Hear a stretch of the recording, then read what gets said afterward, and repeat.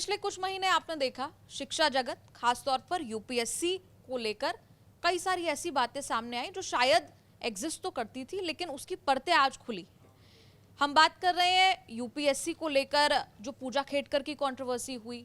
UPSC के 3 छात्रों की जब जान गई तो कई सारे सवाल जो हैं वो सामने आए। स्टूडेंट्स के कई मुद्दे सामने आए जो एग्जिस्ट तो पहले से करते हैं, लेकिन आज धीरे धीरे कर परत दर परत जो है वो खुल रही। इसके पहले आपने देखा नीट विवाद को लेकर बहुत ज्यादा छात्रों का हंगामा हुआ। इस सब पर आज हम बात करेंगे और हमारे साथ आज की मेहमान मंच पर हैं सलोनी खन्ना, दिल्ली यूनिवर्सिटी में असिस्टेंट प्रोफेसर हैं, इकोनॉमिक्स खास तौर पर छात्रों को पढ़ाती हैं और मॉक इंटरव्यूज में पैनलिस्ट के तौर पर भी शामिल रहती हैं। सलोनी जी, बहुत बहुत स्वागत है न्यूज़ तक पर आपका। Thank you. शुरुआत मैं इसी से करूंगी, जो ताज़ा मामला ओल्ड राजेंद्र नगर में हुआ उसे लेकर टीचर्स पर खास तौर पर। आप भी एक टीचर हैं, भले एक कोचिंग संस्थान से आपका कोई एफिलिएशन ना हो, लेकिन एक टीचर कम्युनिटी पर खास तौर पर सवाल या निशान खड़े हुए कि इतना 3 छात्रों की जब मौत हो जाती है ओल्ड राजेंद्र नगर में तो क्यों टीचर्स खुलकर सामने नहीं आए, समर्थन में नहीं आए। क्योंकि स्टूडेंट्स ये एक्सपेक्ट कर रहे थे कि जिन्हें वो आइडल मानते हैं कम से कम वो आते और उन्हें कम से कम एक मॉरल सपोर्ट देते। देखिए, जब हम दिल्ली विश्वविद्यालय में भी देखते हैं तो बहुत सारे बच्चे ऐसे होते हैं जो बाहर के राज्यों से आते हैं और उनके पेरेंट्स उन्हें भेजते हैं दिल्ली इसी भरोसे पर कि कॉलेज, इंस्टीट्यूशन, संस्थान, वहाँ के टीचर्स, प्रिंसिपल या जितने भी लोग यूनिवर्सिटी में हैं वो सब उनके बच्चों का एक तरह से ख्याल रखेंगे। तो ये जिम्मेदारी पेरेंट्स शिफ्ट कर देते हैं टीचर्स पर। मैं आपकी बात से बिल्कुल सहमत हूँ कि कोचिंग इंडस्ट्री या यूपीएससी की तैयारी से जुड़े हुए जितने भी जिम्मेदार लोग हैं उन सबका सामने आना बहुत ज़रूरी है, क्योंकि आप उस कोचिंग को चलाकर वो आपका एक बिज़नेस है, वो आपका लाइवलीहुड का सोर्स है, उसी से लोग आपको जानते हैं। तो जब वहाँ पर कोई भी सिस्टेमिक फेलियर होता है उस फेलियर में टीचर्स एक बहुत इंपॉर्टेंट स्टेक होल्डर बन जाते हैं। और सबसे बड़ी बात ये है कि स्टूडेंट्स भी टीचर्स को लुक अप टू करते हैं, एक भरोसा होता है उन्हें टीचर्स पर, जैसे पेरेंट्स पर होता है। हम अक्सर देखते हैं स्टूडेंट्स हमारे पास आते हैं अलग अलग तरह की परेशानियां लेकर जो वो पेरेंट्स से भी शेयर नहीं कर सकते। तो उस संदर्भ में टीचर्स की जो जिम्मेदारी है वो और ज़्यादा बढ़ जाती है। तो मैं आपकी बात से बिल्कुल सहमत हूँ कि जितने भी टीचर्स इस फील्ड से जुड़े हुए हैं उन सबकी जिम्मेदारी बनती है कि वो स्टूडेंट्स के मुद्दों को उठाएं।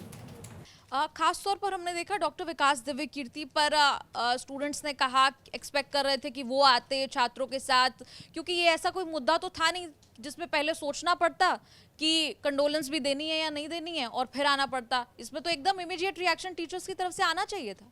देखिए, मुझे नहीं लगता कि वो विकास सर हों या कोई भी और टीचर हो उसे इस बात का दुख नहीं होगा, क्योंकि ये बहुत ट्रैजिक एक इंसिडेंट हुआ है, बहुत अनफॉर्चुनेट इंसिडेंट है जिसका मुझे लगता है दुख सबको होगा। और आपकी बात सही है कि इसको हमें पॉलिटिसाइज नहीं करना चाहिए और हमें सोचना चाहिए स्टूडेंट्स के हित के बारे में। मैं ये पर्सनली कमेंट नहीं कर पाऊँगी कि क्यों विकास सर पहले नहीं आए, लेकिन होता क्या है, ये इतने गंभीर मुद्दे होते हैं, इतने संवेदनशील मुद्दे होते हैं कि आप सोचते हैं कि आप नी जर्क रिएक्शन ना दें, आप जो भी करें आप सोच समझ कर करें। लेकिन साथ ही साथ मैं ये भी कहना चाहूँगी कि जब स्टूडेंट्स को आपकी सबसे ज़्यादा ज़रूरत है तो आपको वहाँ खड़े होना चाहिए और आपको उनके इश्यूज़ के बारे में बात करनी चाहिए। और मैं साथ में ये भी ऐड करना चाहूँगी कि अभी इस इंसिडेंट से हमने स्टूडेंट के इश्यूज़ के बारे में बात करना शुरू कर दिया है, लेकिन हम मुखर्जी नगर वाला इंसिडेंट क्यों भूल गए हैं? या उससे पहले भी ऐसा नहीं है कि राजेंद्र नगर, मुखर्जी नगर, लक्ष्मी नगर, ये जो स्टूडेंट्स के हॉटस्पॉट्स बनते जा रहे हैं, इनके अपने चैलेंजेस नहीं हैं। आप राजेंद्र नगर को ही देखिए, वो पटेल नगर, शादीपुर तक एक्सपैंड कर चुका है। मतलब स्टूडेंट्स का जो रहने का, यूपीएससी की तैयारी के स्टूडेंट्स जो रहते हैं, तो क्यों हम ऐसे इंसिडेंट्स का वेट करते हैं कि ये हो उसके बाद कोई इस पर बात करेगा? स्टूडेंट्स भी बहुत टाइम से सफ़र कर रहे हैं, ये कोई नई सिचुएशन तो है नहीं। आज से 8-9 साल पहले भी जब मैं राजेंद्र नगर गई थी तो मैंने देखा था हालात वही थे और शायद हालात बद से बदतर होते जा रहे हैं क्योंकि कमर्शलाइजेशन बढ़ता जा रहा है। तो इन इंसिडेंट्स का वेट करने की ज़रूरत नहीं है, प्रोएक्टिवली मतलब मुझे लगता है कि इस पर कार्रवाई होनी ही चाहिए थी और स्टूडेंट्स को भी इस पर बात करनी चाहिए। जी, और आपने भी देखा होगा विकास दिव्य कीर्ति जी ने इंटरव्यू देकर ये कहा कि मुझे बलि का बकरा बनाया गया, हर किसी को एक बलि का बकरा चाहिए होता है। सहमत है उनकी बात से आप? देखिए, मुझे ऐसा लगता है कि जब हम यूपीएससी इंडस्ट्री की बात करते हैं तो उसमें कुछ लोग कुछ ऐसे टॉप 5 लोगों की जब हम बात करते हैं तो विकास सर उसमें फर्स्ट नंबर पे आते हैं। मैं विकास सर को पर्सनली जानती हूँ, काफ़ी अच्छे इंसान हैं और मैंने उनके साथ काम किया है। वो आपको एकदम फैमिली की तरह ट्रीट करते हैं, but at the same time दृष्टि IAS कोई नॉन प्रॉफिटेबल ऑर्गेनाइजेशन तो नहीं है, तो ऑफ कोर्स उनके भी बिजनेस वेस्टेड इंटरेस्ट है। हो सकता है उन्हें टारगेट किया गया है इस पूरे मुद्दे में कि लोगों ने उनको ही बलि का बकरा बना दिया, लेकिन मुझे ऐसा लगता है कि जिम्मेदारी सबकी है, उस जिम्मेदारी से कोई भी नहीं भाग सकता है। आपको लगता है कि अननेसेसरी टारगेटिंग हुई है क्या उनकी, ऐसा लगता है आपको? जितने भी लोग पॉपुलर होते हैं उनकी अननेसेसरी टारगेटिंग तो होती ही है, तो ये उनकी पॉपुलैरिटी फेम का पार्ट है। और ये मतलब मुझे लगता है ये कॉस्ट होती है जो आपको पे करनी पड़ती है। अगर आप पॉपुलर हैं, अगर आप रिप्रेजेंट कर रहे हैं एक इंडस्ट्री को, या अगर लोग आपको आइडलाइज करते हैं, लोग आपसे इंस्पिरेशन लेते हैं, तो वो आपकी छोटी छोटी गलतियों को भी पॉइंट आउट करेंगे। तो आपकी छोटी गलती भी बड़ी लगने लग जाती है, आपकी कोई गलती नहीं भी हो तो भी आपको उसमें ड्रैग कर लिया जाता है, मैग्नीफाई कर दिया जाता है, ओनली बिकॉज आप आपको आइडलाइज कर रहे हैं। लोगों की आपसे एक्सपेक्टेशंस बढ़ जाती हैं। तो ये कहना एकदम सही नहीं होगा कि मैं बोलूँ कि उन्हें अननेसेसरली टारगेट किया जा रहा है, लेकिन सबको, सारे कोचिंग सेंटर्स की जिम्मेदारी है, कोई अकेले विकास सर की या किसी एक इंडिविजुअल की जिम्मेदारी नहीं है। सारे कोचिंग सेंटर्स जो वहाँ ऑपरेट कर रहे हैं वो सिमिलर तरीके से ही ऑपरेट कर रहे हैं। ऐसा नहीं है कि कोई एक भी कोचिंग सेंटर है, भले वो सील हुआ हो, नहीं हुआ हो, या वो रेगुलेशंस को फॉलो भी करते हो, क्या किसी कोचिंग सेंटर ने जाकर देखा कि बच्चे कितना हेफ्टी रेंट पे कर रहे हैं? क्या कोई ये सोचता है कि इतना रेंट दे पाना राजेंद्र नगर में पेरेंट्स के लिए कितना मुश्किल होगा? क्या किसी ने देखा कि वहाँ पर एक पराठे का प्राइस भी 100 रुपये होता है? तो बच्चे को अगर अपना पेट भरना है तो उसके लिए क्या सॉल्यूशन है? तो कोचिंग सेंटर्स भी जो है ब्लाइंडर्स लगाकर अपनी ही शैली तक सीमित हैं कि उन्हें लगता है बच्चा आए और हम पढ़ाएं और भेज दें। तो मैं राजेंद्र नगर में हार्डली कोई ऐसा कोचिंग सेंटर होगा जिसमें आप स्टूडेंट टीचर रेशो मेंटेन करते होंगे। जब हम एजुकेशन सिस्टम की बात करते हैं, मेन स्ट्रीम एजुकेशन सिस्टम की बात करते हैं, दिल्ली यूनिवर्सिटी हो, कोई भी और अच्छी यूनिवर्सिटी हो, हम एम्फोसिस देते हैं कि स्टूडेंट टीचर रेशो होना चाहिए। पर मुझे नहीं लगता राजेंद्र नगर में कोई भी ऐसा करता है। तो उसके लिए किसी व्यक्ति विशेष को ब्लेम करना ठीक नहीं होगा। ये पूरे सिस्टेमिक फेलियर्स हैं और ये बहुत टाइम से बस वो चलता हो वाले एटीट्यूड के चलते होते जा रहे थे। किसी ने कभी सवाल नहीं उठाया कि क्यों 400 लोगों की क्लास हो, क्यों, कैसे 400 कैसे ये पॉसिबल है कि 400 बच्चों को आपने बिठा दिया एक क्लास में और लर्निंग की प्रोसेस चल रही है? क्योंकि ऑब्जेक्टिव तो कोचिंग का भी लर्निंग है। तो ऐसा नहीं है कि कोचिंग में लर्निंग की प्रक्रिया नहीं हो रही, या वहाँ पर अगर स्टूडेंट रेशियो ठीक नहीं होगा तो चल जाएगा। या आप सिर्फ UPSC की कोचिंग्स की बात ना करके CA की कोचिंग्स की बात कीजिए, वहाँ पर तो 800 बच्चे बैठते हैं एक क्लास में।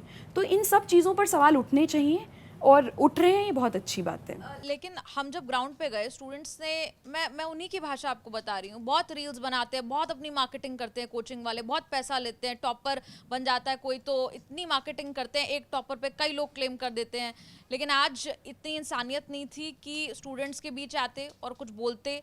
तो आप समझिए कि कोचिंग सेंटर्स को लेकर जो पैसा कोचिंग सेंटर्स लेते हैं उस पर भी खासा नाराजगी थी। कितना पैसा स्टूडेंट से लिया जाता है, लाखों लाख रुपया स्टूडेंट जो है वो देता है। उसके बाद उस लाइब्रेरी के लिए एक्स्ट्रा पैसे दिए जाते हैं, उसे आज एक अट्रैक्शन के तौर पर बेचा जाता है कि आप हमारी लाइब्रेरी में आइए और इतने पैसे आपको देने होंगे। लेकिन वो लाइब्रेरी हो जाती है फ्लड।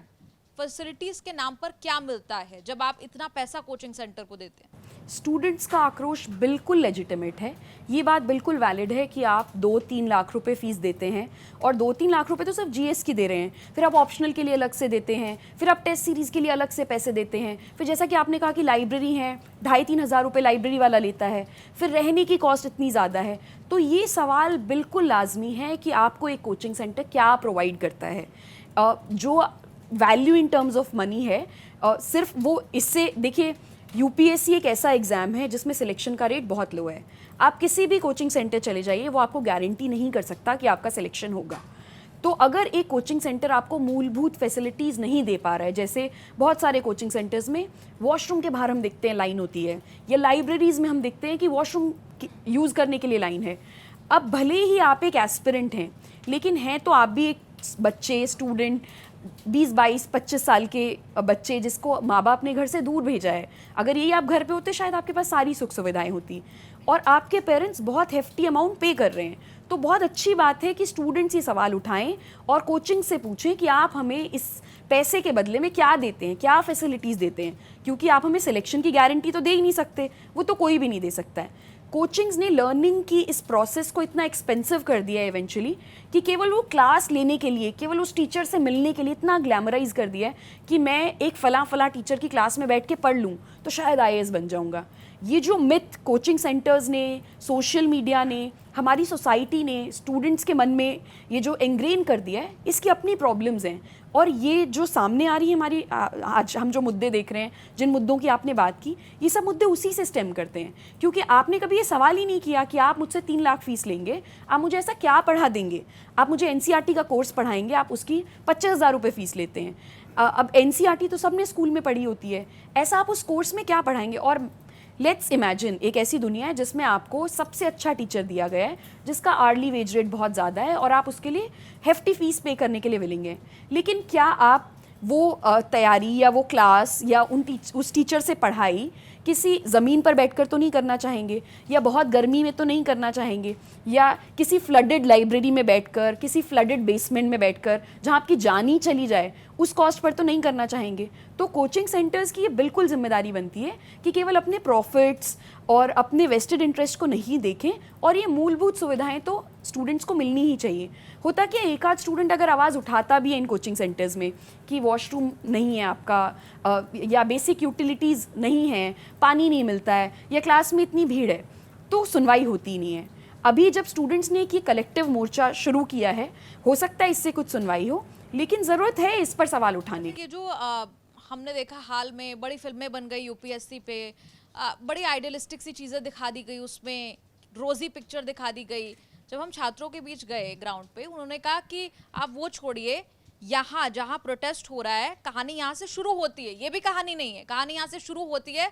वो कह रहे थे आप अंदर चलिए, बिना कैमरा के चलिए, तो आपको पता लगेगा कि ब्रोकर्स किस तरह एक्सप्लॉइट करते हैं, रेंट कितना देना पड़ता है, छात्र किस स्थिति में पढ़ाई कर रहे हैं। देखिए, UPSC एस्पिरेंट्स करके जो हम एक कम्युनिटी को नेम करते हैं या एसोसिएट करते हैं, तो ये कम्युनिटी 2 चीज़ों से जुड़ी हुई है। सबसे पहली चीज़ है कि इनका शेयर्ड ड्रीम है, इन सबको IAS बनना है, इन सबको लिस्ट में अपना नाम चाहिए। और दूसरा, इनकी शेयर्ड स्ट्रगल्स हैं। यही राजेंद्र नगर जैसी जगहों पर, मुखर्जी नगर जैसी जगहों पर, इलाहाबाद में, अलग अलग स्टेट कैपिटल्स में जहाँ ये तैयारियाँ कर रहे होते हैं, तो इनके संघर्ष भी कॉमन है। जैसा कि आपने कहा कि ब्रोकर्स कैसे एक्सप्लॉइट कर रहे हैं, लैंडलॉर्ड्स कैसे एक्सप्लॉइट कर रहे हैं, तो राजेंद्र नगर एक पूरा इकोसिस्टम है। वहाँ पर जितने भी लोग हैं जो रह रहे हैं या जो बिजनेस कर रहे हैं, उन सब का क्लाइंटेज एक ही है, विच इज़ UPSC एस्पिरेंट्स। अब सबसे पहले आपने बहुत इंपॉर्टेंट पॉइंट उठाया कि जो रेंट्स हैं राजेंद्र नगर में वो इतने हाई हैं, मतलब भारत में बहुत कम लोग होंगे जिनकी इतनी इनकम भी होगी, जिनकी इतनी आय भी होगी, जितना राजेंद्र नगर में एक एस्पिरेंट रेंट पे कर देता है। और कैसे कमरे के लिए रेंट पे करता है? जिसमें धूप नहीं आती, जिसमें पानी नहीं आएगा, बिजली के लिए आप एग्जॉर्बिटेंट अमाउंट पे करेंगे, बिल आपका शायद 500 रुपये आएगा और आपसे बिल चार्ज किया जाएगा 2000 रुपये। क्यों? क्योंकि उन्हें पता है कि आप राजेंद्र नगर आएंगे, आप मजबूर हैं, और ये पैसा पेरेंट्स की पॉकेट से जा रहा है। तो सिर्फ मजबूरी का फायदा उठा रहा है। बिल्कुल बिल्कुल, इमेजिन कीजिए। क्या कोचिंग वाले भी इसी मजबूरी का फायदा उठा रहे हैं? देखिए, होता क्या है, जब एक बच्चा तैयारी करने आता है तो उसके अभिभावक, पेरेंट्स सोचते हैं कि कोई बात नहीं, 5000 रुपये फालतू लग जाएं, तुम अच्छे से पढ़ाई करो, तुम सुकून से पढ़ाई करना, कोई बात नहीं, थोड़ा अच्छा घर ले लो, 10,000 रुपये हम और ज़्यादा दे देंगे। तो माँ बाप अपना पेट काट काट के बच्चों को भेजते हैं कि आप तैयारी कीजिए। अब क्योंकि कोई रेगुलेशंस नहीं है, ना ही रेंट को लेकर कोई सीलिंग हमने बनाई है हमारी सरकार ने, ना ही कोचिंग की फ़ीस को लेकर कोई सीलिंग है, ये सारे अनरेगुलेटेड तरीके से जो चीज़ें चल रही हैं, तो उसमें यही होता है कि जिस सप्लाई डिमांड वाली बात है, अगर आपकी डिमांड ज़्यादा रहेगी और सप्लाई कम है, सप्लाई लिमिटेड है, तो कोई कितना भी प्राइस चार्ज कर सकता है। तो यहाँ पर मुझे लगता है सरकार को एक इंपॉर्टेंट रोल प्ले करना चाहिए और ऐसी रेगुलेशंस लानी चाहिए जिसमें एक सीलिंग हो कि आप इससे ज़्यादा रेंट नहीं ले सकते हैं, आप इससे ज़्यादा कोचिंग नहीं ले सकते। देखिए, ये इसलिए ज़रूरी है क्योंकि एजुकेशन, हेल्थ, ये जो सेक्टर्स हैं, ये सिर्फ ऐसा नहीं है कि एक किसी इंसान को इम्पैक्ट करते हैं, ये पूरी सोसाइटी को इम्पैक्ट करते हैं, ये पूरी जनरेशन को इम्पैक्ट करते हैं। अगर इसमें कमर्शलाइजेशन इतना ज़्यादा बढ़ जाएगा तो हमारी आने वाली बहुत सारी पीढ़ियाँ इससे सफ़र करेंगी। एजुकेशन की अपनी एक इंट्रिंसिक वैल्यू होती है, जो वैल्यू आपको एक यूनिवर्सिटी, स्कूल, प्राथमिक शिक्षा इन सब से मिलती है। पर जब आप एक कोचिंग पे जाकर उस एजुकेशन को लेते हैं तो वो बस ट्रांजैक्शनल हो जाती है कि आपने पैसा पे किया और आपको बदले में कुछ दे दिया गया। उसमें आपकी होलिस्टिक डेवलपमेंट पर फोकस नहीं किया जाता, उसमें आपको एज एन इंडिविजुअल नहीं देखा जाता, उसमें आपको केवल पैसा कमाने का एक ज़रिया उस तरीके से देखा जाता है। तो इसीलिए कोचिंग सेंटर्स को लेकर ऐसा नहीं है हमारे देश में अभी बात हो रही है, हम पिछले 15 साल से बात कर रहे हैं कि कैसे कोचिंग सेंटर्स पर लगाम कसनी चाहिए, कैसे इनको लेकर रेगुलेशंस होने चाहिए। वो इसलिए ज़रूरी है क्योंकि ये कोचिंग सेंटर्स आपको कोई कॉस्मेटिक का प्रोडक्ट नहीं बेच रहे हैं, कोचिंग सेंटर्स आपको कोई फ़ोन नहीं बेच रहे हैं, ये कोचिंग सेंटर्स आपको एक नेसेसिटी बेचते हैं जो है एजुकेशन। हर मिडिल क्लास को लगता है कि अगर मेरे घर में बच्चा एजुकेटेड हो जाएगा तो शायद उसकी ज़िंदगी बदल जाएगी। तो एजुकेशन एक नेसेसिटी है, ये ऑप्शनल नहीं है। और अगर नेसेसिटी को लेकर हम इतना कमर्शलाइजेशन कर देंगे तो एज अ सोसाइटी हम कहीं ना कहीं फेल कर रहे हैं।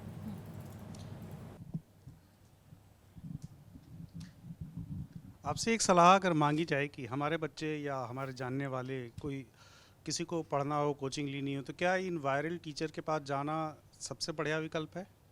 मैं अपने सोशल मीडिया पर भी पहले ये बात कह चुकी हूँ, क्योंकि मैं दिल्ली यूनिवर्सिटी में पढ़ाती हूँ और मैं अपने स्टूडेंट्स को भी, मुझसे कोई भी पूछने आता है कि मैडम कौन सी कोचिंग जाएं, तो मैं उन्हें बोलती हूँ कि आपके घर पे आपके पास अलग कमरा है? तो बोलते मैडम है। शांति मिल सकती है? हाँ मिल सकती है। तो आपको क्यों इलाहाबाद से या लखनऊ से या चंडीगढ़ से दिल्ली आकर तैयारी करनी है? आप अपने घर के कंफर्ट में रहिए, जहाँ आपको माँ के हाथ का खाना मिलेगा, जहाँ आपको साफ़ सुथरे कपड़े मिलेंगे, पीस मिलेगा। आप एंक्शियस होंगे तो आप सपोर्ट सिस्टम मिलेगा। आप वहाँ से ऑनलाइन मीडियम्स के थ्रू भी तैयारी कर सकते हैं। मुझे नहीं लगता कि यूपीएससी का एग्ज़ाम क्वालिफाई करने के लिए आपको कोचिंग लेना आवश्यक है। हाँ, कोचिंग आपको हेल्प कर सकती है, एड कर सकती है, लेकिन अगर आप ये सोचें कि कोचिंग पेनेशिया है या कोचिंग ले लेंगे तो आप सिलेक्ट हो जाएंगे, तो जितने भी बच्चे राजेंद्र नगर में रहते हैं उन सबका सिलेक्शन अब तक हो जाना चाहिए था। तो कोचिंग कोई बहुत इंपॉर्टेंट क्राइटेरिया नहीं है आपके आईएएस बनने के सपने में रोल प्ले करने के लिए। कोचिंग केवल 5% तक का रोल प्ले कर सकता है। और अब आप ऐसे ज़माने में हैं जहाँ पर आपके पास इंटरनेट का एक्सेस है। आज से 10 साल पहले आपको शायद याद होगा, इंटरनेट के लिए हमें साइबर कैफ़ेज़ जाना पड़ता था, लेकिन अभी क्या है, हमारे मोबाइल तक पे इंटरनेट है। जब आपके पास इतनी इन्फॉर्मेशन ऑनलाइन अवेलेबल है, इतने सारे रिसोर्सेज हैं जहाँ आपको फ्री में तैयारी कर सकते हैं, आपको क्यों दिल्ली आकर कोचिंग ही लेनी है? तो मुझसे अगर कोई बोलेगा या मेरी फैमिली में कोई मुझे कहेगा कि मैं कहाँ से कोचिंग लूँ या क्या मुझे कोचिंग लेनी चाहिए और दिल्ली आना चाहिए, तो मैं कहूँगी आप प्लीज़ कोचिंग मत लीजिए। आप ना ही दिल्ली आइए कोचिंग लेने के लिए, आप घर बैठिए। आपका बहुत मन है, आपको लग रहा है कि नहीं समझ आ पा रहा है, तो आप कुछ मेंटोरशिप, गाइडेंस, किसी भी तरह का एक कुछ कोर्स ऑनलाइन ज्वाइन कर लीजिए, ताकि आप उस नेटवर्क से जुड़े रहें और आप हमेशा अपडेटेड रहें कि क्या चल रहा है, या मोटिवेटेड रहें कि बाकी लोग क्या कर रहे हैं, पीयर लर्निंग कर पाएँ और एक कम्युनिटी से एसोसिएटेड रहें यूपीएससी एस्पिरेंट्स की। आप जो बता रही हैं वो एक आदर्श स्थिति है कि घर में रहना चाहिए, खुद से पढ़ना चाहिए और स्कूल कॉलेजेस की पढ़ाई जो है काफ़ी हद तक उसमें सफिशिएंट है। और ऐसी स्थिति अगर होती तो फिर ये कोचिंग सेंटर और इतने वायरल टीचर्स तो शायद क्रिएट ही नहीं होते।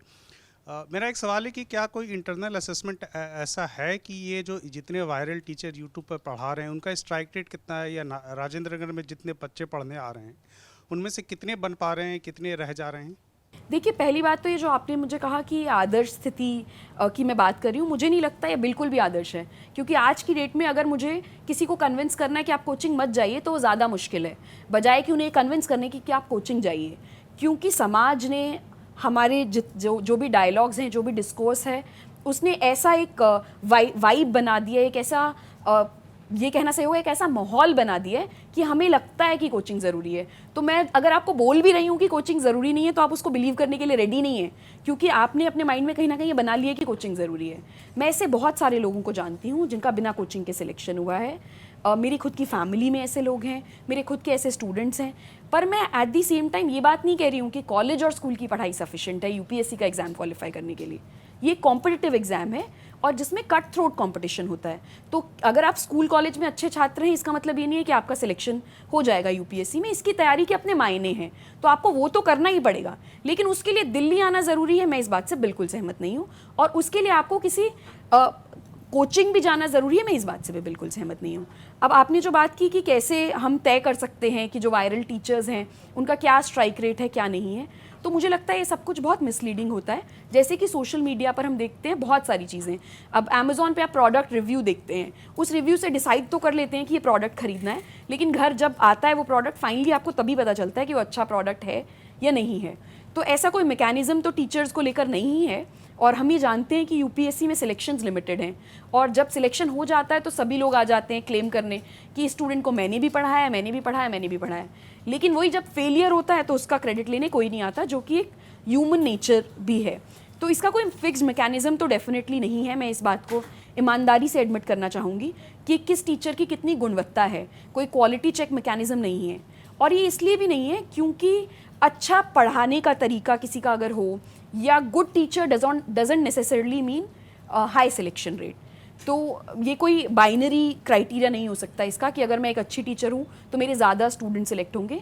अगर मैं एक अच्छी टीचर हूँ तो मैं अपने स्टूडेंट्स को लेकर संवेदनशील होंगी, मैं उन्हें सही डायरेक्शन में पुश करूँगी, मैं उन्हें सही चीज़ें पढ़ाऊँगी, मैं उन्हें एग्ज़ाम की एंग्जाइटी से रिलेटेड सारे इश्यूज़ एड्रेस करूँगी, और जो मेरा सब्जेक्ट है मैं वो उन्हें अच्छे से कॉन्सेप्चुअली उस पर क्लैरिटी दे पाऊँगी। तो एज अ टीचर यही इंश्योर कर सकते हो आप। सिलेक्शन तो कोई भी नहीं इंश्योर कर सकता। अगर वैसा होता कि कोई टीचर सिलेक्शन इंश्योर कर सकता होता तो फिर तो मुझे लगता है कहानी अलग होती, फिर मतलब यूपीएससी की जो स्टोरी है बिल्कुल अलग ही होती।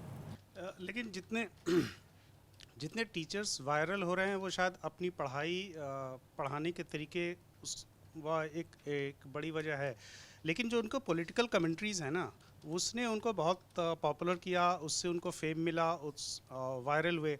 आपके बारे में भी जब हमने थोड़ा बहुत इंटरनेट पर सर्च किया तो एक आपका भी कमेंट आया था जिसमें आप बहुत चिंतित लगी कि आईएएस ऑफिसर्स की सैलरीज बहुत कम हैं, और आपने करप्शन को भी जस्टिफाई किया था कि इकोनॉमी के लिए करप्शन बहुत ज़रूरी है।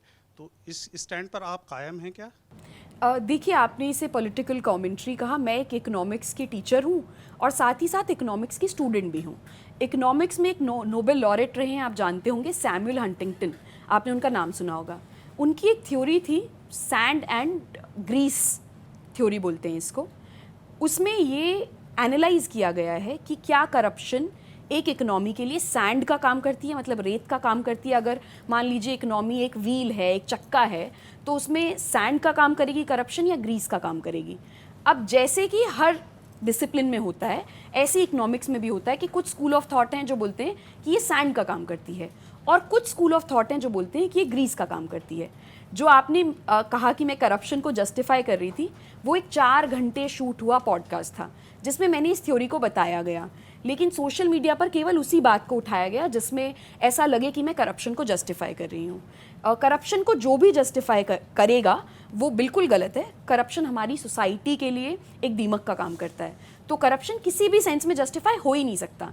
लेकिन अगर आप मुझे ये कहें कि एज एन इकोनॉमिस्ट इसको एनालाइज करना भी गलत है, तो मैं इस बात से सहमत नहीं हूँ। ये मेरी थ्योरी नहीं है, ना ही मैंने इसको बनाया है। बहुत सारे इकोनॉमिक्स के स्टूडेंट्स हम क्लास में भी पढ़ाते हैं कि ऐसे ऐसे एक स्कूल ऑफ थॉट है जिसने कहा है कि करप्शन ग्रीस भी हो सकती है इकोनॉमी के लिए। देखिए, शिक्षा का जो मकसद होता है वो होता है दिमाग को खोलना, है ना, तो पर्सपेक्टिव्स को बड़ा करना। तो ये भी एक पर्सपेक्टिव हो सकता है, और एज अ टॉलरेंट सोसाइटी हम इस पर्सपेक्टिव को सुन सकते हैं। इसका मतलब ये नहीं है कि हम इससे सहमत हैं या ये मेरे ही शब्द हैं या मैं इसको प्रमोट कर रही हूँ। और आपने भी 2 बातों को कनेक्ट कर दिया कि आईएएस ऑफिसर्स की सैलरी कम है इसलिए करप्शन को जस्टिफाई किया जा रहा है। आईएएस ऑफिसर्स की सैलरी कम है उनके काम के कॉन्टेक्स्ट में। अब अगर आप आईआईटी से पढ़ाई करें, आप IIM अहमदाबाद से पढ़ाई करें, और मैं आपको बोलूं कि आपको 25,000 महीने का दिया जाएगा, तो जाहिर सी बात है आप कहेंगे कि 25,000, मैंने तो IIM अहमदाबाद से पढ़ाई की, 25 लाख रुपए फीस दी, और उसके बाद आप मुझे 25,000 रुपये महीना वेतन दे रहे हैं। तो उसी सेंस में कहा गया था ये कि जो आईएएस ऑफिसर्स हैं उनकी सैलरी इसलिए कम है क्योंकि वो जितना काम करते हैं वो काम बहुत ज़्यादा है। और साथ ही साथ ये भी कहा गया था कि सिविल सर्विसेज किसी भी तरह की सिर्फ नौकरी नहीं है, ये एक सेवा है। तो जब आप सिविल सर्विसेज में आएँ तो इस भाव से मत आइए कि मटीरियलिस्टिक एस्पिरेशंस रखें, क्योंकि वो पूरी नहीं हो पाएंगी अनलेस आप अनफेयर मीन्स अडॉप्ट करते हैं। अगर आप सिविल सर्विसेज को ज्वाइन करें तो आप केवल इस मकसद से ज्वाइन करें कि आपको बहुत ज़्यादा काम करने की सेटिस्फैक्शन मिल सकती है, एक्सपोजर बहुत मिलेगा, आप कभी हेल्थ मिनिस्ट्री में काम कर पाएंगे, कभी टेलीकॉम मिनिस्ट्री में काम कर पाएंगे, आपका इंटेलेक्चुअल ग्रोथ होगा और सबसे बड़ी बात, आप समाज सेवा कर पाएंगे। तो अगर आप सर्विसेज ज्वाइन करना चाहते हैं तो प्लीज़ अपनी मटेरियलिस्टिक एस्पिरेशंस को कम रखिए। उस बात का कॉन्टेक्स्ट ये था, और ये सच बात है, मैं अब भी इस बात पर कायम हूँ कि जो सिविल सर्वेंट्स हैं, मैं एक असिस्टेंट प्रोफेसर हूँ और एक सिविल सर्वेंट की सैलरी मुझसे कम है, तो उस सेंस में रिलेटिवली बात की गई थी कि सिविल सर्वेंट्स की सैलरी सिविल सर्वेंट्स की इट्स लेस देन 1 लाख। जो सिविल सर्वेंट्स अपने करियर के इनिशियल 5-6 ईयर्स में, 8 ईयर्स में होते हैं, रादर जो अपने इनिशियल 10 ईयर्स में होते हैं, तो पहले 10 साल तक आपकी जो सैलरी होती है वो 1 लाख के आसपास होती है। और मुझे ऐसा लगता है कि प्राइवेट सेक्टर में या जिस कॉलेज में मैं भी पढ़ाती हूँ, वहाँ भी जब प्लेसमेंट्स होती है तो हम 12 लाख, 15 लाख, 20 लाख, 25 लाख इनकी बात करते हैं। मतलब अगर आप एक किसी सामान्य से आप किसी सामान्य से कॉलेज से भी अगर आप पास आउट कर रहे हैं तो भी आप 12-13 लाख का पैकेज जो है आपको लगता है आपको मिलेगा। और IIT-IIM वालों का तो हम देखते हैं 50 लाख, 1 करोड़, मतलब उसकी तो कोई लिमिट ही नहीं है। तो जब हमने IAS ऑफिसर्स को या सिविल सर्विसेज को बेस्ट जॉब बताया अपनी कंट्री की, तो उस सेंस में मेरा कहना था कि सैलरी कम है, और साथ ही साथ ये भी मैसेज देना था कि सैलरी कम रहेगी लेकिन समाज सेवा के अवसर मिलेंगे, इंटेलेक्चुअल ग्रोथ के अवसर मिलेंगे, और आप अपना होराइजन एक्सपैंड कर सकते हैं as an individual, as a human. तो उस पर फोकस रखें। तो इकोनॉमी के लिए वो जो ग्रीस की ज़रूरत है, वो ग्रीस की क्वांटिटी क्या है? वो 100 रुपये, 10,000 रुपये, 10 करोड़?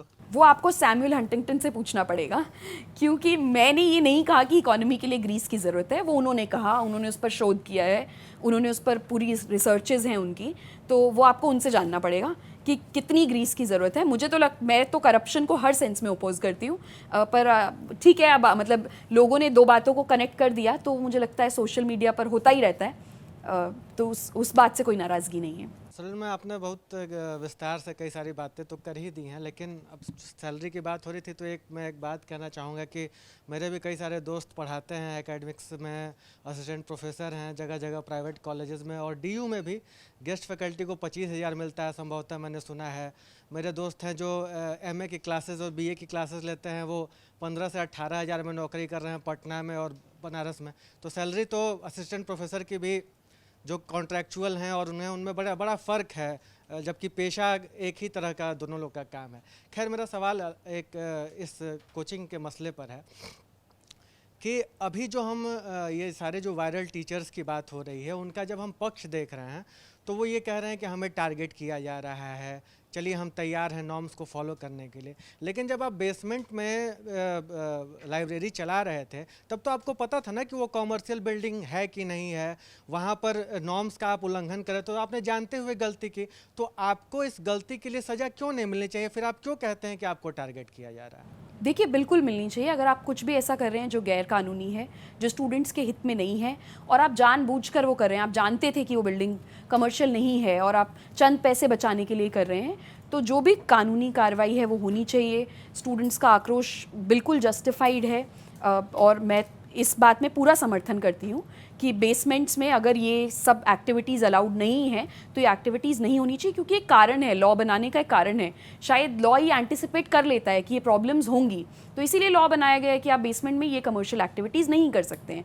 अब अगर आप उस लॉ का एडवांटेज लें और उसके लूप होल्स को केवल अपने वेस्टेड इंटरेस्ट के लिए यूज़ करें तो ये बिल्कुल गलत है और इस पर सख्त कार्रवाई होनी चाहिए। चलिए, सख्त कार्रवाई तो अब क्या होगी ये देखने का विषय होगा, लेकिन एक और बड़ा मुद्दा है जो आपने कहा कि आप अपने स्टूडेंट्स को कहती हैं कि कोई कोचिंग ज़रूरी नहीं है इस तरह के सिलेक्शन के लिए, आप सेल्फ स्टडी से कर सकते हो, और निश्चित तौर पर हमारे सामने ऐसे एग्जाम्पल्स हैं जिन्होंने खुद की पढ़ाई से ये सफलता हासिल की। लेकिन जब कोचिंग वाले बड़े बड़े होर्डिंग्स देते हैं, हमारे शहरों में आने वाले अखबार, TV चैनल्स, YouTube चैनल्स उनके विज्ञापनों से भरे रहते हैं कि 1 से लेकर 50 रैंक तक हमारी कोचिंग के, 400 बच्चे हमारी कोचिंग के सिलेक्शन, तो क्या करें माता पिता कि क्यों ना कोचिंग में भेजे कि भाई उसका जो आपने कहा कि 5% मदद मिलती है, इसी 5% पर तो मैम सिलेक्शन तय होता है ना, तो ये अगर मदद हासिल करनी है तो फिर तो कोचिंग का सहारा तो उसे लेना पड़ेगा। तो फिर ये सलाह कैसे वैलिड हो पाएगी कि आप कोचिंग मत करो? देखिए, जब मैं ये कहती हूँ कि आप कोचिंग मत करो, मैं ये नहीं कह रही हूँ कि आप घर से भी कोई गाइडेंस मत लीजिए। मैं ये कह रही हूँ कि आपको दिल्ली, इलाहाबाद जाने की ज़रूरत नहीं है। आप अपने घर के कंफर्ट में ऑनलाइन कोर्सेज ले सकते हैं। जैसे जैसे हम देख रहे हैं कि समय बदल रहा है, अब सोशल मीडिया का ज़माना है, वैसे ही प्रिपरेशन के तरीके भी बदलने चाहिए। तो अब हमारी प्रिपरेशन में हमें ऑफलाइन की नेसेसरली ज़रूरत नहीं है। जैसे जो कोविड के 2 साल थे उसमें हमने देखा बच्चे घर से ही तैयारी करते थे, ऐसा तो है नहीं कि उन ईयर्स में सिलेक्शन नहीं हुआ। और मैं आपकी बात से बिल्कुल सहमत हूँ, अगर मैं एक पेरेंट हूँ और मुझे दिखेगा कि मेरे बच्चे के सिलेक्शन के 5% चांस भी बढ़ रहे हैं, तो मैं सब कुछ करने के लिए तैयार हो जाऊँगी जो भी मेरे लिए पॉसिबल होगा। इसके लिए ज़रूरत है कि सरकार इंटरवीन करे और किसी तरह की रेगुलेशंस बनाए, और साथ ही साथ आपके मेरे जैसे लोग, जैसे आज हम यहाँ हैं, आपके चैनल के माध्यम से आप एक ज़िम्मेदार सिटीज़न की तरह सवाल पूछ रहे हैं, हम ऐसे सवाल पूछते रहें ताकि सही तरह की अवेयरनेस पेरेंट्स के पास भी जाती रहे। क्योंकि जो पेरेंट्स किसी मेरठ में बैठे हैं या कहीं किसी छोटी जगह पर बैठे हैं और उन्होंने केवल एक यूट्यूब वीडियो देख लिया जिसमें कोई टीचर बोल रहा है कि मैंने 500 बच्चों का सिलेक्शन करवाया, तो वो पेरेंट उस झांसे में आ गया। लेकिन ये आपकी, मेरी, मीडिया की, सरकार की, हम सब जिम्मेदार लोगों की ये रिस्पॉन्सिबिलिटी बनती है कि हम उन्हें सही पिक्चर दिखाएं, हम उन्हें अवेयरनेस उन तक ये पहुंचाएं कि देखिए ऐसा नहीं है कि कोचिंग भेजेंगे तो आपको कोई घुट्टी मिल जाएगी जो पिला देंगे बच्चे को और जिससे सिलेक्शन हो जाएगा। हो सकता है इसके बाद भी नहीं हो सकता है आपके बच्चे को ऐसी कंडीशंस में छोटे कमरों में रहना पड़े, या हो सकता है आपके बच्चे को ऐसी क्लासेस में पढ़ना पड़े जहाँ पर बहुत भीड़ हो। तो इन सब चीज़ों के लिए हमें पेरेंट्स को अवेयर करना बहुत ज़रूरी है, और साथ ही साथ सख्त से सख्त रेगुलेशंस की आवश्यकता है। मुझे तो लगता है हमने देरी कर दी है इसमें। 7-8 साल पहले, 10 साल पहले ये स्थिति सेम थी राजेंद्र नगर की, और ये खराब ही होती जा रही है। तो तब किसी ने आवाज़ इसलिए नहीं उठाई क्योंकि कोई इंसिडेंट हुआ नहीं। आज बहुत अच्छी बात है कि स्टूडेंट्स यूनाइटेड हैं और वो आवाज़ उठा रहे हैं, और मुझे लगता है कि स्ट्रिक्ट रेगुलेशंस इस पर आने चाहिए और कोचिंग सेंटर्स को भी उसे फॉलो करना चाहिए, क्योंकि कोचिंग सेंटर्स की जिम्मेदारी बनती है अपने स्टूडेंट्स की तरफ कि वो इन रेगुलेशंस का पालन करें और इवेड ना करें इन्हें। एक सवाल और मैम, चल मेरे पास तो ऐसे दोनों ही तरह के एग्जांपल्स हैं कि जो ओल्ड राजेंद्र नगर में मेरे भाई ने 45,000 के कमरे को लेकर पढ़ाई की, उसका सिलेक्शन हुआ, और मेरी बहन है जो बिना सिविल की किसी कोचिंग की मदद लिए हुए सेल्फ स्टडी कर रही है। हो सकता है उसका भी सिलेक्शन हो जाए, हम लोग इसी उम्मीद से हैं। सवाल यह है कि क्या कोचिंग संस्थान इस बात के दोषी नहीं है कि उन्होंने यूपीएससी के स्वप्न को उन बच्चों के लिए असंभव बना दिया जो कि न घर पर बैठ के इंटरनेट का भी सहारा जिनके पास नहीं है। मैं वैसे वल्नरेबल क्लास की बात कर रहा हूँ जो कि इंटरनेट, जो कि सुदूर गाँव में है, लेकिन वो ग्रेजुएशन कर रहे हैं, पीजी कर रहे हैं, उनका भी ख्वाब है कि वो कलेक्टर बनेंगे, पुलिस अधीक्षक बनेंगे। तो कोचिंग संस्थान जब इतने महंगे पैकेजेस के साथ सामने आते हैं और नैतिक शास्त्र बघाड़ते हैं अपने पॉडकास्ट और रील्स में, तो क्या उन्होंने ये गलती नहीं की कि उन बच्चों के लिए वो असंभव कर दिया वो रास्ता? क्योंकि वो तो बिल्कुल मतलब कई सारी चीज़ों से उसको हो सकता है एग्ज़ाम का पैटर्न न पता चल पा रहा हो जो यहाँ क्रैक किया जा रहा है, हो सकता है उसे टेस्ट सीरीज का पैटर्न न पता हो जो यहाँ क्रैक किया जा रहा है, तो वो तो फिर उसका तो सिलेक्शन ही नहीं ना होगा मैम। देखिए, मैं इस बात से बिल्कुल सहमत नहीं हूँ कि कोई एक ऐसा सीक्रेट वेपन होता है या कोई एक पैटर्न है जो किसी कोचिंग सेंटर ने क्रैक कर लिया है और वो केवल अपने ही स्टूडेंट्स को दे रहे हैं। अगर ऐसा होता कि किसी एक कोचिंग सेंटर ने ये क्रैक कर लिया होता तो वो अपने सारे स्टूडेंट्स का सिलेक्शन कर लेते। अच्छी बात यह है कि यूपीएससी एग्ज़ाम में कुछ भी ऐसा नहीं है, कोई ऐसा मिस्टीरियस सीक्रेट नहीं है, सीक्रेट इंग्रेडिएंट नहीं है सक्सेस का जो केवल कुछ चंद टीचर्स को या कोचिंग सेंटर्स को पता है। लेकिन आपने ये सवाल बहुत लाजमी उठाया है कि कोचिंग सेंटर्स ने इस सपने को बहुत मुश्किल और महंगा कर दिया है, और सिर्फ कोचिंग सेंटर्स ने ही नहीं, मुझे तो ऐसा लगता है कि हमारे समाज ने सिविल सर्विसेज को भी ग्लैमराइज कर दिया है। आप देखते हैं एक आईएएस ऑफिसर है जो लाल बत्ती वाली गाड़ी से निकल रहा है, उसके साथ बहुत सारे वर्दी में पुलिस वाले हैं जो उसको एस्कॉर्ट कर रहे हैं। रियलिटी में लाल बत्ती तो मिलती ही नहीं है, मतलब या बहुत सारे पुलिस वालों के लिए आप एंटाइटल्ड ही नहीं है। तो जो रियलिटी है एक सिविल सर्वेंट की वो बहुत परे है जो आपको सोशल मीडिया पर दिखाया जा रहा है। आपको सिंघम दिखाएंगे, आपको दबंग लोग दिखाएंगे, पर पुलिस यहाँ क्या ट्राई कर रही है कि वो अपनी इमेज को ऐसा बनाए कि जो सिटीजन फ्रेंडली हो। लेकिन सोशल मीडिया क्या दिखा रहा है कि अगर आप पुलिस वाले हैं तो आप कहीं भी गन निकाल कर किसी को भी शूट कर सकते हैं। तो मुझे लगता है एज अ सोसाइटी भी हमने सिविल सर्विसेज को ही ग्लैमराइज कर दिया। क्यों सबको सिविल सर्वेंट बनना है, सबको आईएएस क्यों बनना है? अगर सब लोग आईएएस बन जाएंगे तो कौन डॉक्टर, इंजीनियर, टीचर और बाकी मीडिया ये सब कौन ज्वाइन करेगा?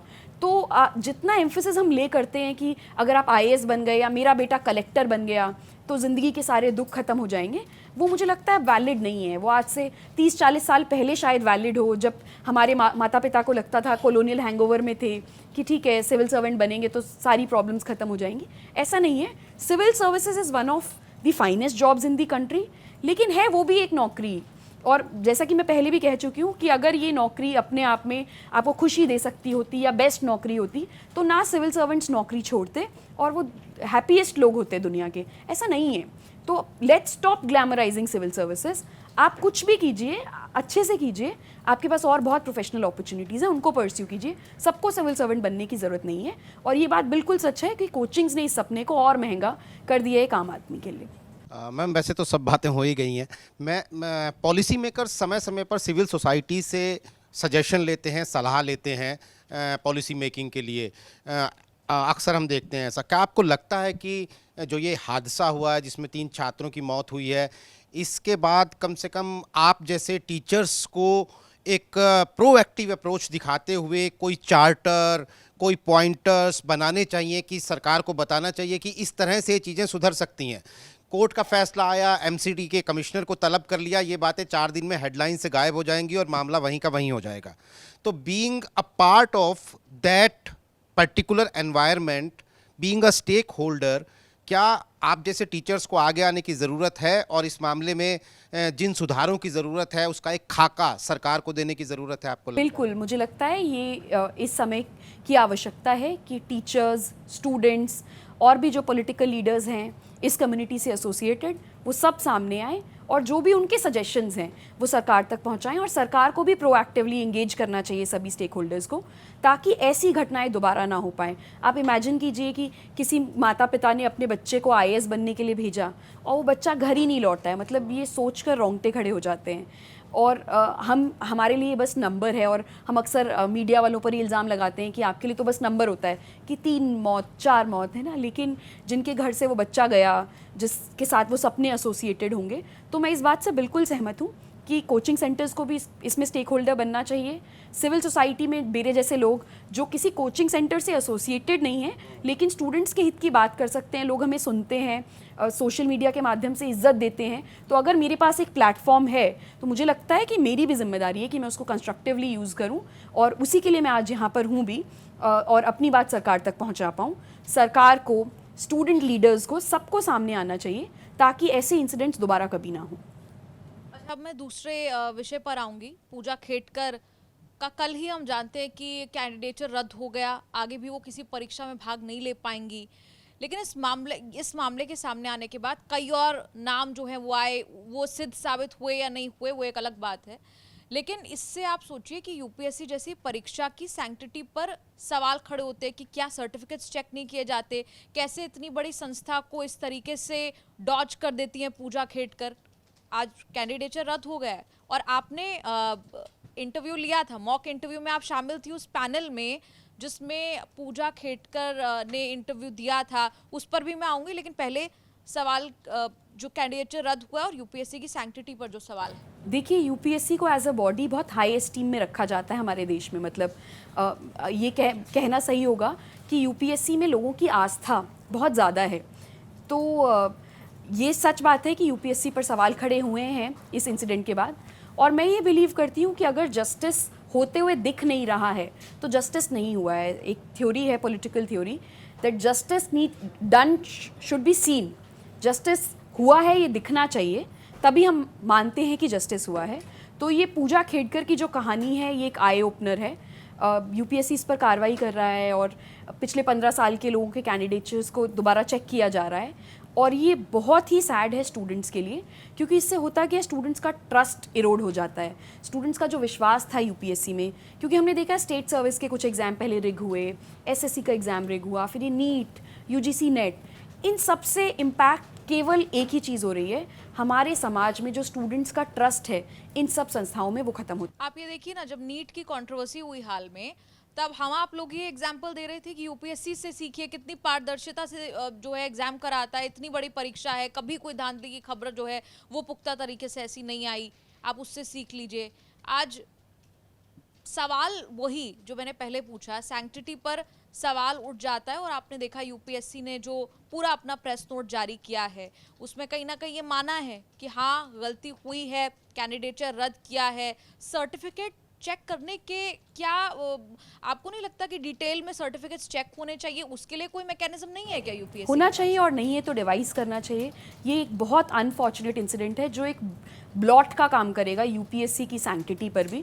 तो यूपीएससी को अपनी इमेज बचाने के लिए और अपने अंदर जो वापस लोगों की आस्था है उसको रिस्टोर करने के लिए भी करेक्टिव मेजर्स लेने चाहिए, और मैं उम्मीद करती हूँ कि ऐसा किया जाएगा। क्योंकि अगर ऐसा नहीं किया जाएगा तो इतने सारे बच्चे जो तैयारी कर रहे हैं, मतलब ये तो लॉस्ट फील करेंगे।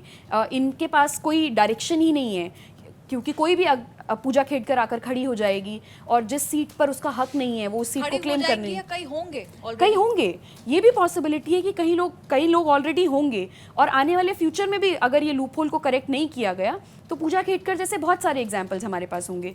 और आप ये देखिए कि जो लोग जो एस्पिरेंट्स केवल सिलेक्शन के लिए इतनी बड़ी धांधलेबाजी कर सकते हैं, जब उनके हाथ में पावर चली जाती है तो वो कैसे बिहेव करते हैं। पूजा खेड़कर इसका क्लासिक एग्जाम्पल है, क्योंकि उनके सिलेक्शन में ही उन्होंने इतने सारे लूप होल्स का यूज़ करके और अनफेयर मीन्स का यूज़ किया। तो जब वो कलेक्टर बनी और उन्हें थोड़ी सी पावर मिली, असिस्टेंट कलेक्टर आदि बनी और उन्हें थोड़ी सी पावर मिली, तो वो अपने आप को एंटाइटल्ड मानने लगी।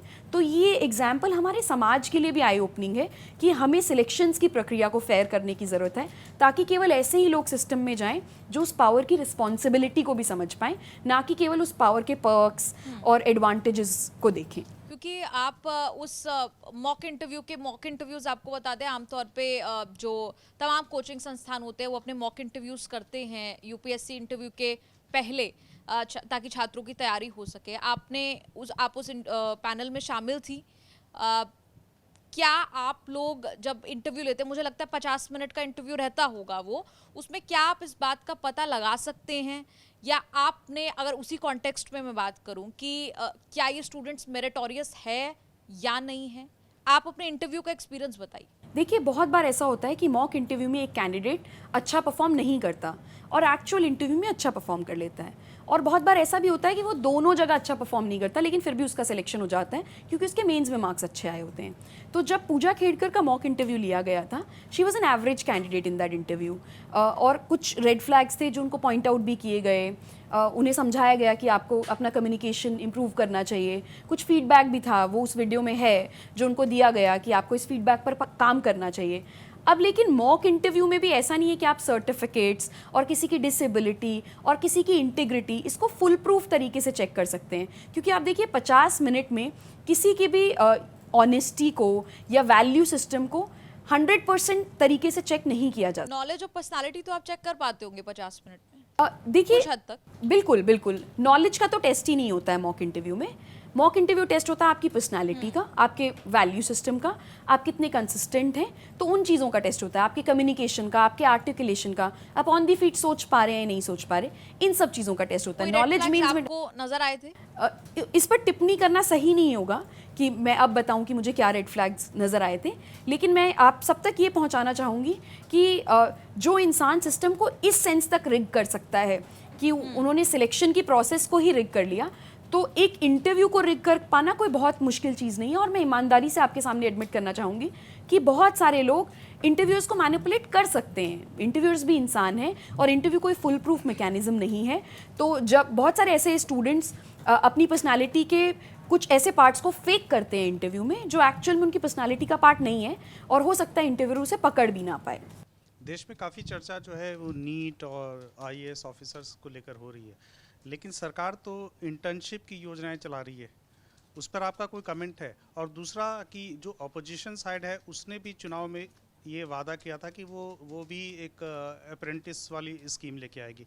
तो देश का जो पॉलिटिकल कोर्स है वो तो इंटर्नशिप और अप्रेंटिस की तरफ चल रहा है, और यहाँ विवाद जो है नीट और आईएएस को लेकर हो रही है। देखिए, मैंने खुद अपनी लाइफ में 13 इंटर्नशिप्स की हैं, अपने 3 साल के ग्रेजुएशन में 13 इंटर्नशिप्स की, और मुझे लगता है कि इंटर्नशिप्स आपकी लाइफ में टेस्ट राइड का काम करती हैं, क्योंकि बच्चों को अक्सर नहीं पता होता उन्हें क्या करियर परस्यू करना है या उनकी पर्सनालिटी में क्या स्ट्रेंथ और वीकनेस है।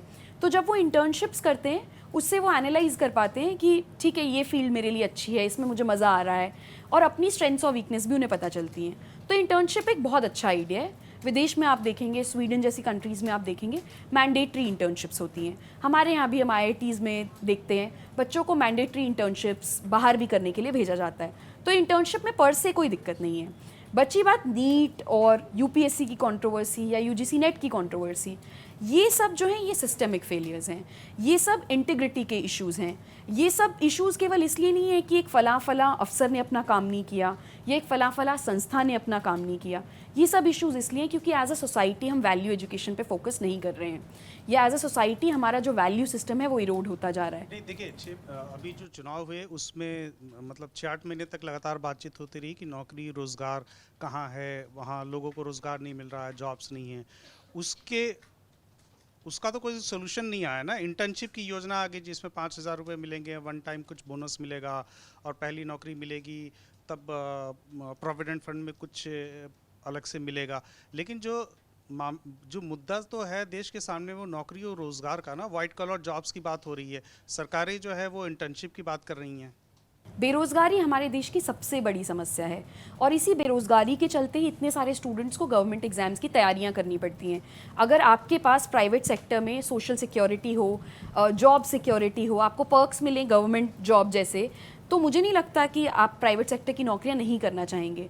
और मुझे लगता है एज एन इकोनॉमी हमारे सामने सबसे बड़ा चैलेंज यही है कि हम जॉब्स क्रिएट नहीं कर पा रहे हैं। और अगर हम इस चैलेंज को सॉल्व नहीं कर पाए आने वाले 10 सालों में, तो हमारा जो डेमोग्राफिक डिविडेंड है, जो भी फ़ायदा हमें उससे हो सकता है, वो सब वेस्टफुल हो जाएगा। तो मैं आपकी बात से बिल्कुल सहमत हूँ कि इंटर्नशिप रोज़गार का सब्स्टिट्यूट नहीं हो सकता।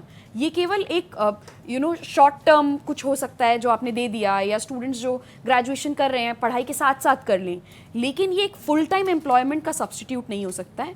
और हमारे देश के सामने ये बहुत बड़ी चुनौती है और ज़रूरत है कि सरकार इस पर कुछ पुख्ता कदम उठाए कि हम बेरोज़गारी की जो समस्या है उसको सॉल्व कर सकें।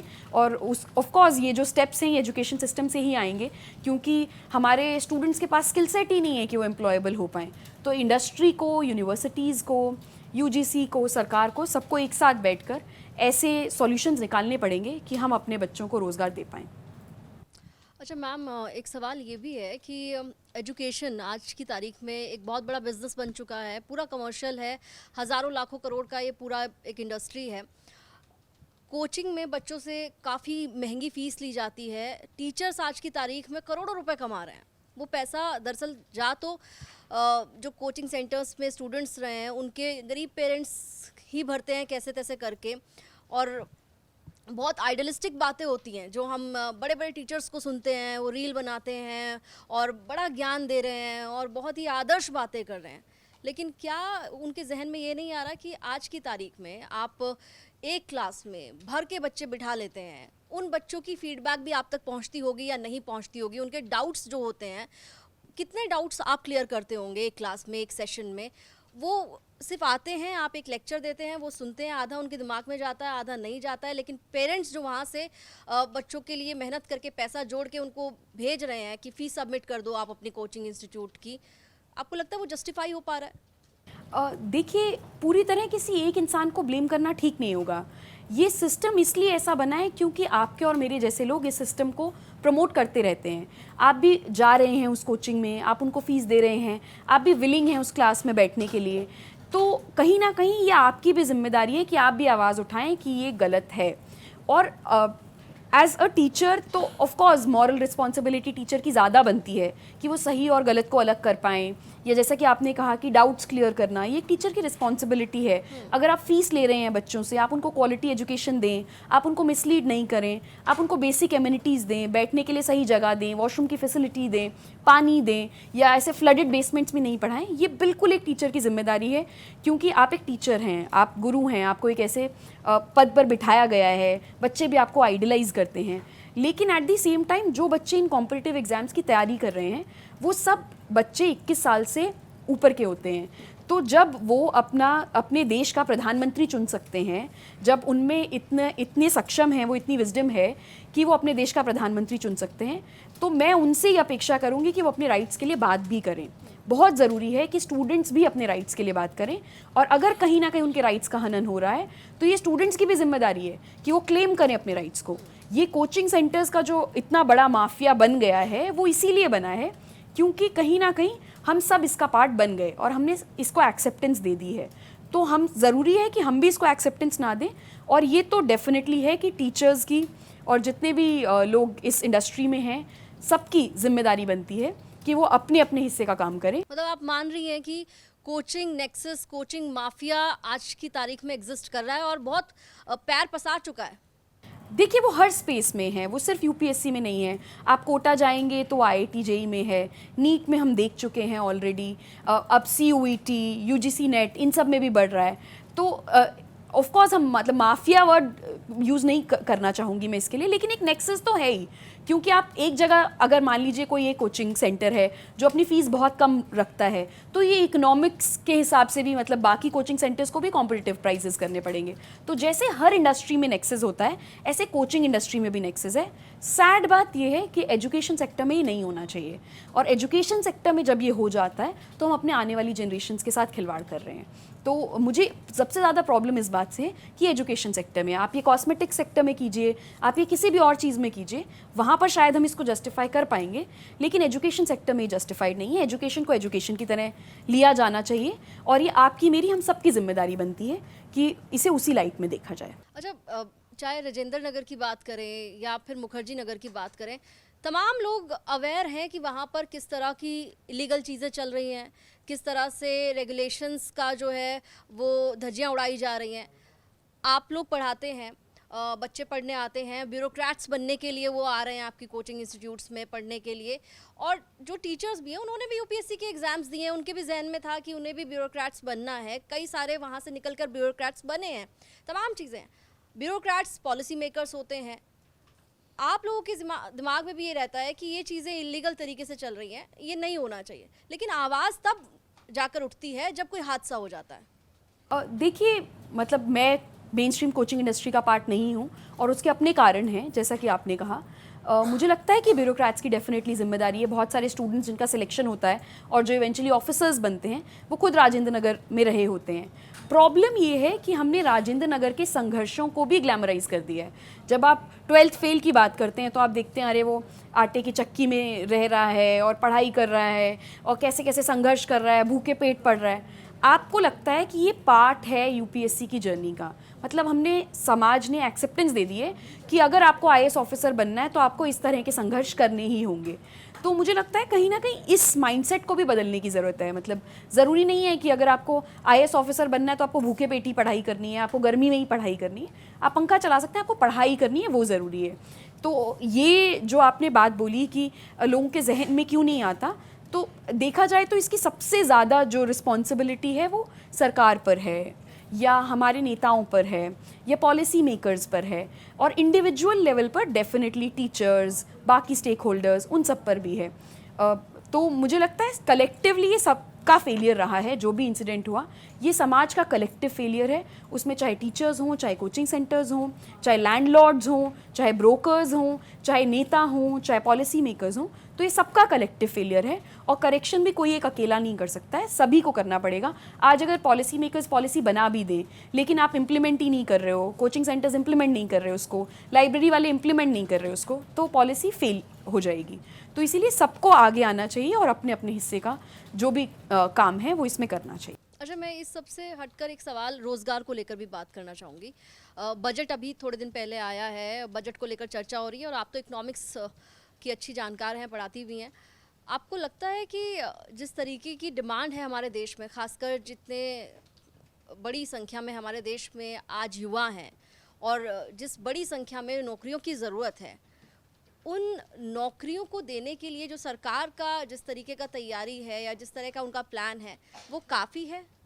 देखिए मेरी अपेक्षाएं थोड़ी ज़्यादा थी सरकार से। मुझे लगा कि इस बार के बजट में शायद हम एम्प्लॉयमेंट को लेकर कुछ और कॉन्क्रीट स्टेप्स की बात करेंगे, लेकिन थोड़ा डिसअपॉइंटमेंट रहा है वहाँ। और स्किल इंडिया है या और जितने भी एम्प्लॉयमेंट से रिलेटेड मिशंस की हमने बात की है, उनसे हमें कोई टैंजिबल रिजल्ट आया नहीं है। तो मुझे लगता है अभी भी वो गैप है जहाँ हमें एम्प्लॉयमेंट को लेकर एक फोकस्ड तरीके से काम करने की ज़रूरत है, और एम्प्लॉयमेंट की प्रॉब्लम को सॉल्व करने के लिए हमें कुछ और कॉन्क्रीट स्टेप्स की ज़रूरत है। तो मैं भी थोड़ा सा डिसअपॉइंटेड हुई, लेकिन मुझे उम्मीद है कि शायद आने वाले टाइम में हम कलेक्टिवली सब लोग मिलकर इस प्रॉब्लम को सॉल्व कर पाएंगे। मैम, जैसे कि आप बता रहे थे अभी कि किस तरीके से इतना ज़्यादा ग्लैमराइज कर दिया गया है राजेंद्र नगर को या फिर स्टूडेंट्स के स्ट्रगल को, लेकिन स्टिल अभी भी बहुत सारे ऐसे बच्चे हैं जो बहुत ज़्यादा गरीबी तबके से आते हैं, जो अपने कह सकते हैं कि पूरी पूंजी लगा देते हैं अपने बच्चों को पढ़ाने के लिए। लेकिन कई बार ऐसे बच्चे भी होते हैं जो कोचिंग अफोर्ड नहीं कर सकते, क्योंकि 17 लाख, 18 लाख, 2 लाख, 3 लाख इतनी हाई फीसेस होती हैं।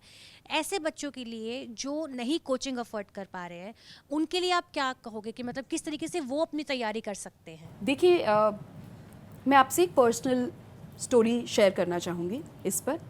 मेरे खुद के हस्बैंड सिविल सर्वेंट हैं। उन्होंने एक कमरे के घर से तैयारी की थी बिना किसी कोचिंग के, और फर्स्ट अटेम्प्ट में इस एग्ज़ाम को क्वालिफाई किया है। तो जितने भी लोग मुझे ये बोलते हैं कि ये कर पाना इम्पॉसिबल है, मैं उन्हें ये एग्जाम्पल देना चाहूँगी कि ऐसे लोग भी हैं जो ये कर सकते हैं। लेकिन उनकी डेडिकेशन इतनी ज़्यादा थी, वो मुझे बताते हैं कि वो 16 घंटे पढ़ाई करते थे, और चाहे कुछ भी हो जाए, मतलब उनके लिए यूपीएससी क्वालिफाई करना केवल एक सपना नहीं था, एक गोल था, इतना बड़ा गोल जिसके लिए वो कुछ भी सैक्रिफाइस करने के लिए विलिंग थे।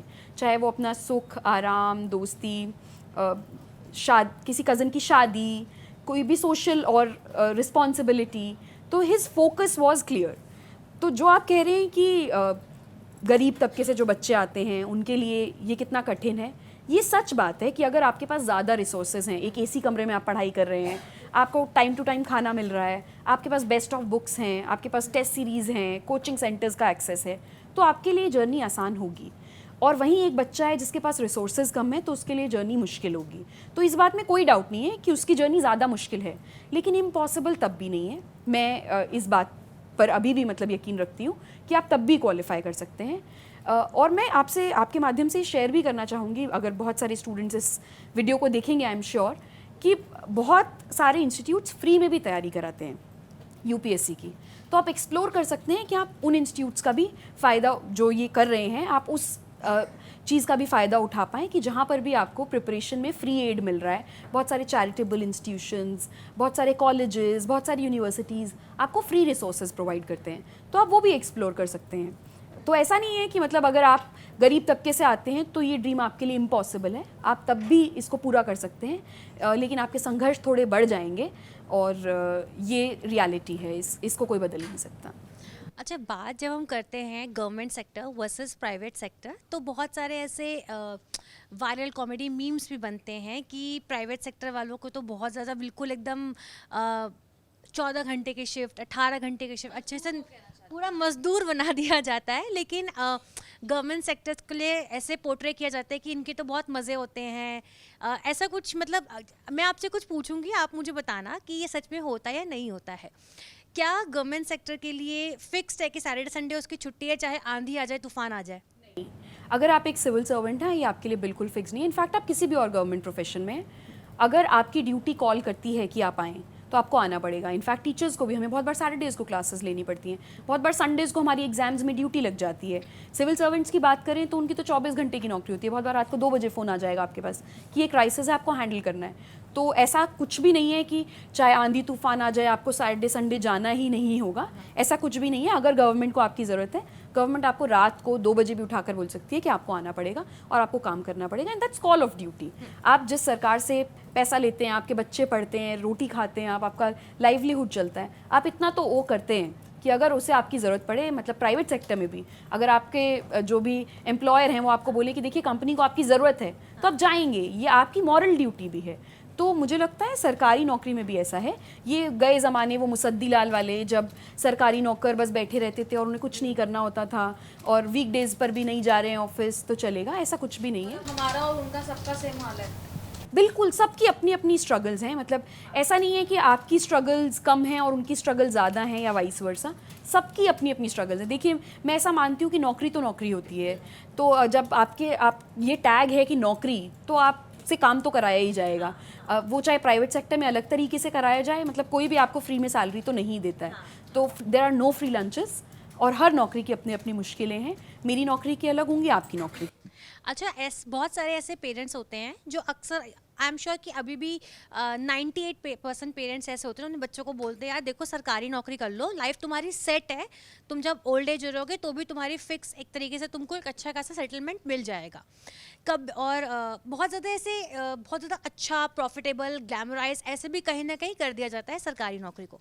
कभी आपके साथ ऐसा हुआ कि किसी ने आके आपसे बोला हो कि यार मैंने तो सोचा था कि सरकारी नौकरी में ऐश ही ऐश होगी और अब तो इतनी ज़्यादा मुझे रगड़ दिया, कभी किसी ने ऐसा You कहा won't आपको? believe more than 90% people who I know, you know, who are either in services या किसी और तरह की सरकारी नौकरी, वो यही कहते हैं कि हमने सोचा तो ये था कि सरकारी नौकरी में आराम होगा और पर्क्स होंगे और पता नहीं क्या होगा, हम कहीं भी जाएंगे तो दुनिया में अलग नज़रिए से देखेगी। ये थोड़े टाइम होता है लेकिन उसके बाद ऐसा कुछ नहीं होता है। हर नौकरी की तरह this is also yet another job. तो जितने भी लोग सिलेक्ट भी हो जाते हैं उनकी अपनी तरह की स्ट्रगल्स हैं। किसी को कार्डर को लेकर स्ट्रगल होगा, किसी को लगेगा मैं दोबारा एग्ज़ाम दे देता हूँ या दे देती हूँ क्योंकि मैं IAS नहीं बना, मैं तो IRS बना, या मैं IDES में अटक गया है ना, या मैं IRTS रह गया तो मुझे दोबारा देना है। इनफैक्ट IPS वाले लोग भी दोबारा एग्ज़ाम देना चाहते हैं, तो उनकी ये स्ट्रगल होगी।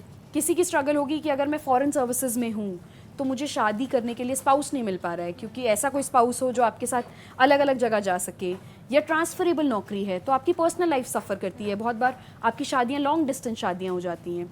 तो ये अपने तरह की स्ट्रगल्स हैं।